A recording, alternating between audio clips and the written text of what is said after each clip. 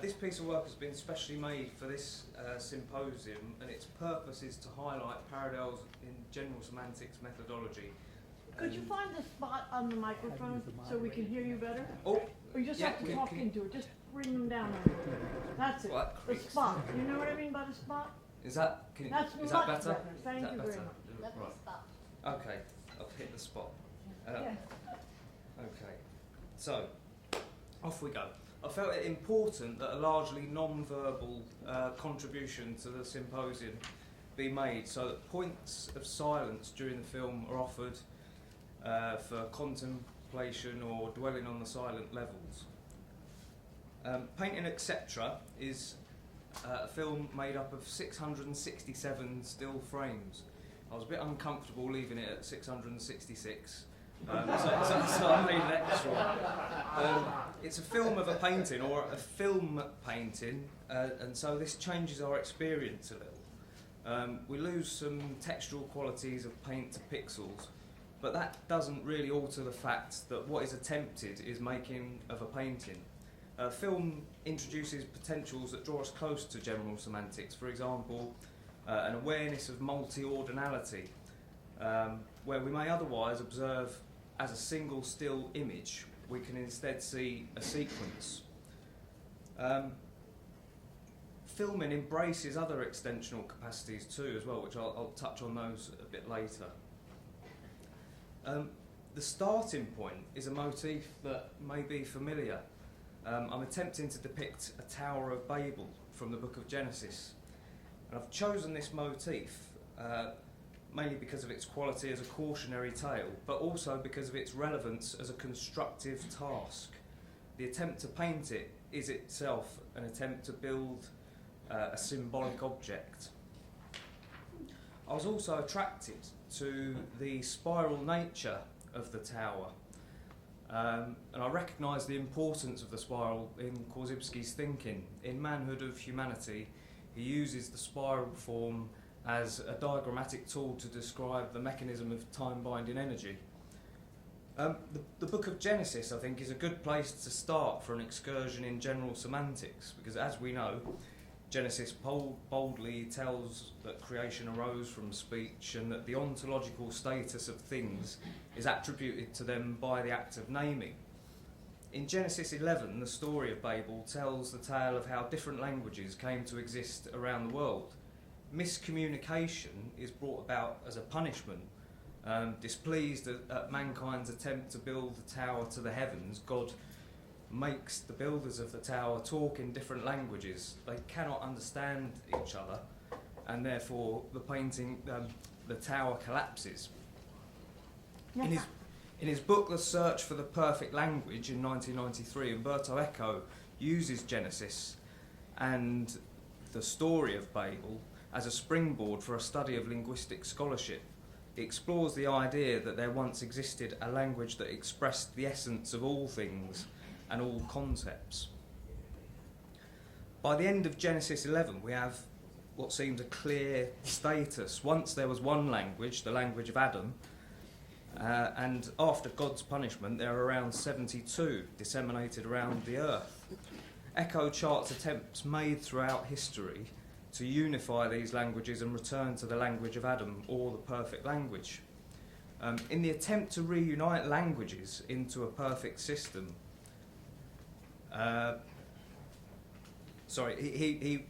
he highlights the problem of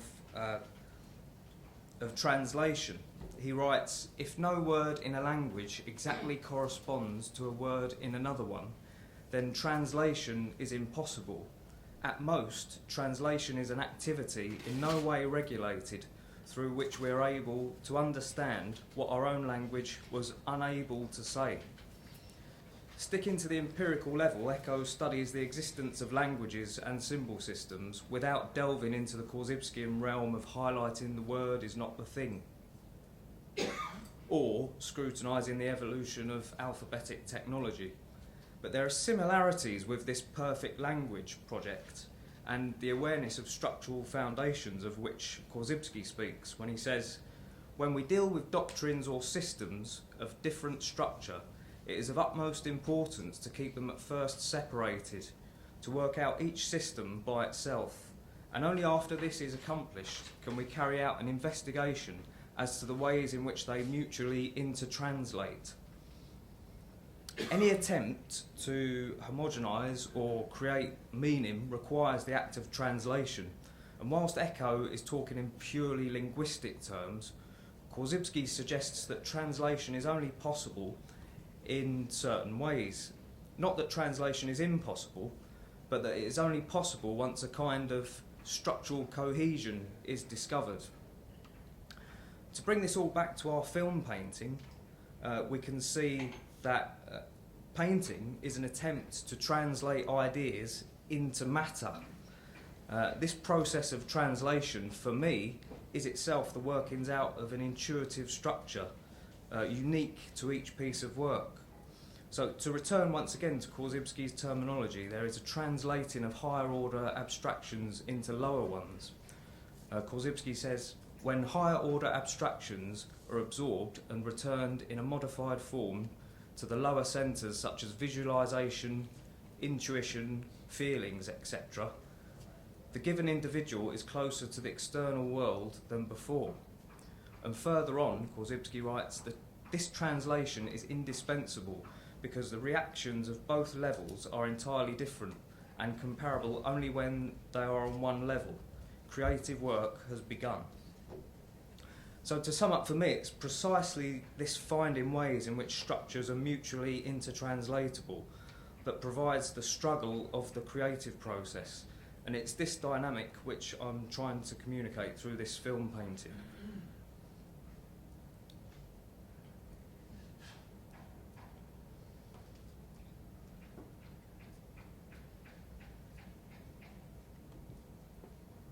As we can see at this point, the object is very unsettled, constantly being painted and repainted, subject to constant revisions. The idea occurs to me that what I'm trying to do is anchor the representation of the object to the canvas. The task has become totally embroiled in its mimetic imperative. What interests me much more is a kind of mimesis of ideas, a representation of what it's like to have ideas. In his collection of essays, The Future of the Image, the French theorist Jacques Rancière analyses the function of mimesis in creativity and states, mimesis is not resemblance understood as the relationship between a copy and a model. It is a way of making resemblances function within a set of relations between ways of making, modes of speech, forms of visibility and protocols of intelligibility. In depicting the act of nailing or pinning this form down, I'm describing what it is like for me to attempt the label level representational faculty of painting. It feels as if the symbol doesn't stick and the resemblance only functions once the slippery polymorphous quality is expressed by the metaphoric nailing down of the thing.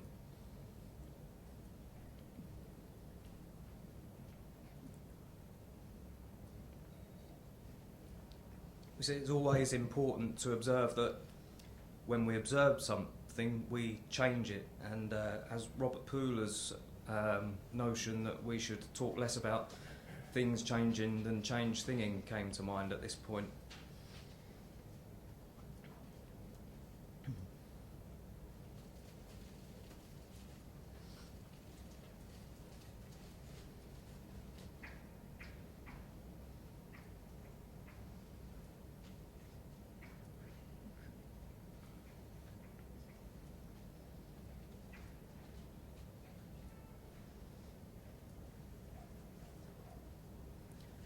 So at this point, the archaic depiction of the tower, I kind of lost interest with it, and it was replaced by this kind of Van Vogt-looking sci-fi object. And certain elementalistic statements still creep in, unfortunately.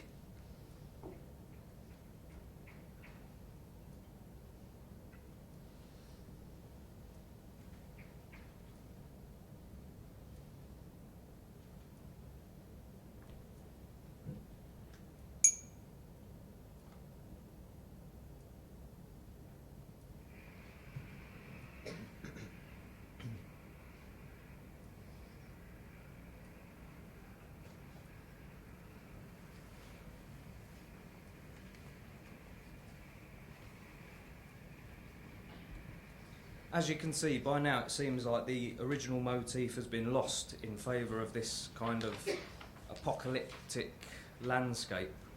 But the is emerges from the mess.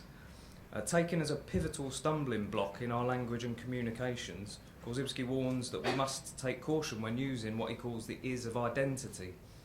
With this in mind, I pull the is into the centre of the canvas and enlarge it, and to visualise the word has a similar effect for me as repeating it over and over again. It imparts a certain dominion over the term. I remember a quote from the correspondence between the physicist-philosopher David Bohm and the artist Charles Biederman. Biederman was very strongly influenced by Korzybski, and he says, "Differentiation, not identity, is the constant of experience. Identity engenders harmful either-or verbal fictions, introducing structures non-existent in process actualities anywhere. To deny this, it seems to me, is a denial of process." After finding this quote, the is becomes shaky and crumbles away.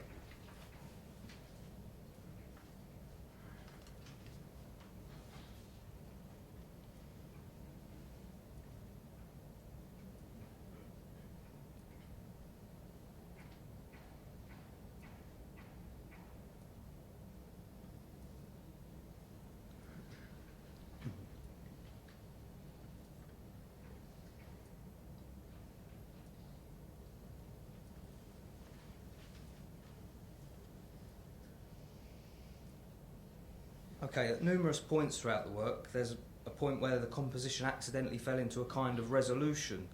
But since my objective here was to show the workings rather than point towards a settled image, I ignore these instincts and carry on.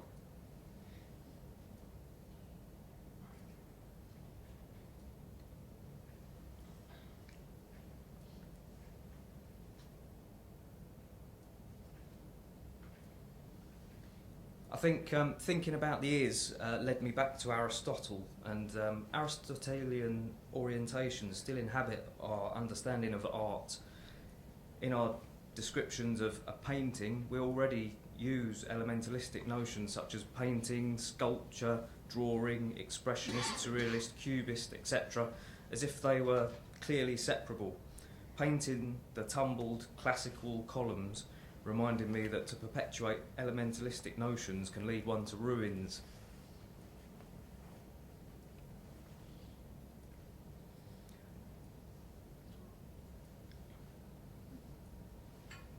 The pipe motif is something that's become a bit of an obsession in my work for the last couple of years. As the film says, they're kind of like visual metaphors which point more to the workings of cognition, and they create a kind of visual metonymy for thinking activity or the transportation of ideas.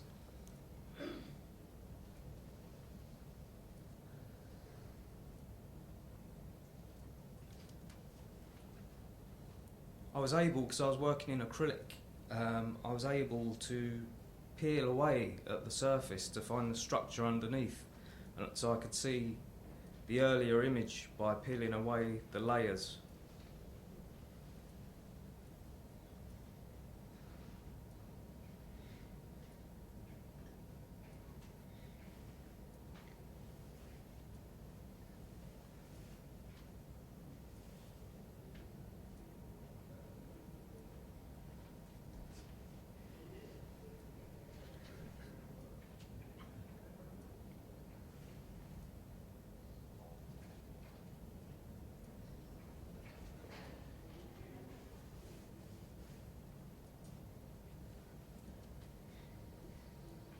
At this point in the work, I think what is going on, it's not going too well, and I decide to go for a swim.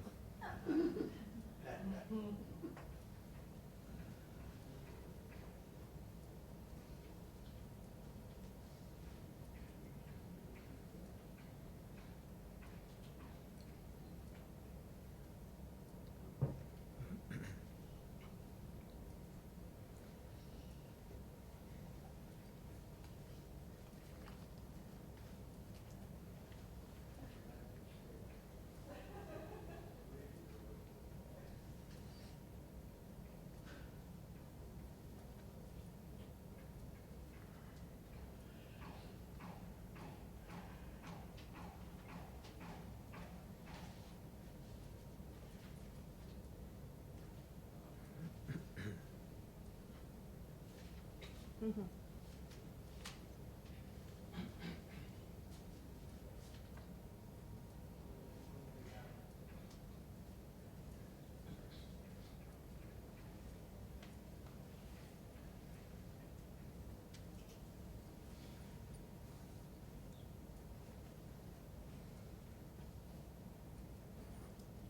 Okay, more pencils. In painting these pencils, I feel I'm detaching them from the cognitive glue of the word and the thing.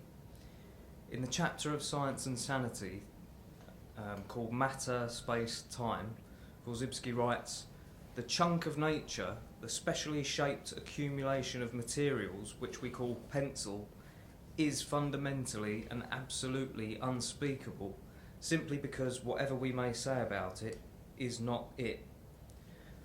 For me, the representation of an object in paint cultivates a kind of consciousness of abstraction because of the awareness that the object painted, no matter how realistically the object is depicted, is not the thing it represents and leaves characteristics of the object out. This is where I think artists, or perhaps we should say creative workers, nurture an awareness that we abstract from what is going on and are therefore naturally aligned to general semantics methodologies.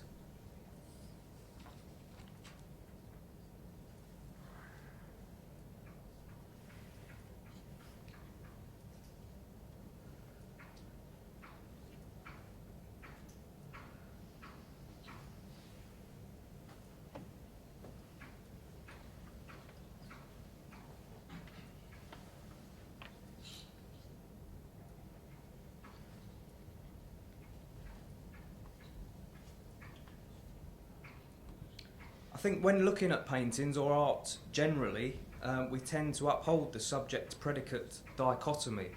We should be aware that the work is made and experienced by an organism as a whole in an environment. To present a painting as a hermetic unit whose territory begins and ends at the edge of the canvas perpetuates a kind of elementalism. Korzybski writes, "We can verbally split body and mind, emotion and intellect, space and time, which, as a matter of fact, cannot be separated empirically and can only be split verbally. These elementalistic splittings, structural characteristics of language, have been firmly rooted in us through Aristotelian training. It builds for us a fictitious, animistic world in which, under present conditions, an optimum adjustment is in principle impossible." For me, process cannot be separated from painting. We have the object painting and then we have the action painting. Process, we may assume, is to be more associated with the latter because it is an action. But when the object painting is looked at, a whole new series of processes is instigated and no split exists and an act of time binding occurs. Perhaps we could argue that painting and process can be split empirically and that the artist does this splitting by channeling matter. But the artist or observer is an organism as a whole in an environment, and the painting or the act of painting is only one of these attributes and maybe not even the dominant attribute of what is going on. So we cannot deny that what is going on is bigger than what is going in to the canvas, and the maker or observer are only part of this whole.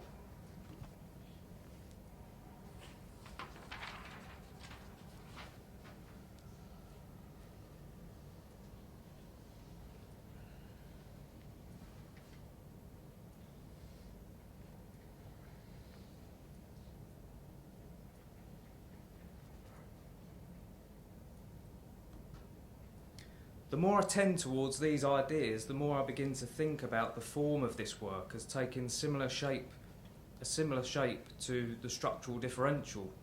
I ask myself what would happen if the painting attempted to function like a structural differential. If the differential is designed to nurture consciousness of abstraction or awareness that in our evaluation of events characteristics are always left out. To further develop this idea, I designate the object painting as the object level, the content of the painting, the labelling of the object but in visual terms, and all of the surrounding data sort of corresponds to the circular holes in the parabola or event level of the differential and suggest what is going on.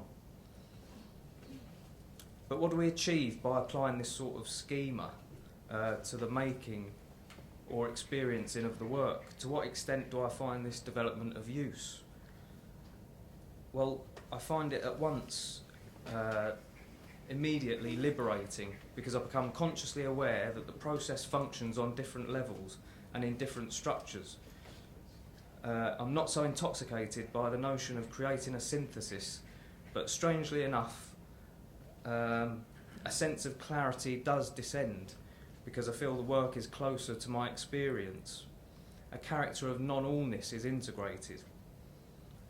It becomes easier to suggest what is left out of the painting. And as I do this, the whole exercise becomes much more like a cross-section of a process. The work feels like it's expanded, and so now straddles different structural realms, and the painting grows into another thing entirely. All of these ideas are at the early stages of their development, and they need to be developed further, but I hope to do this in further work. So I thank you for your attention.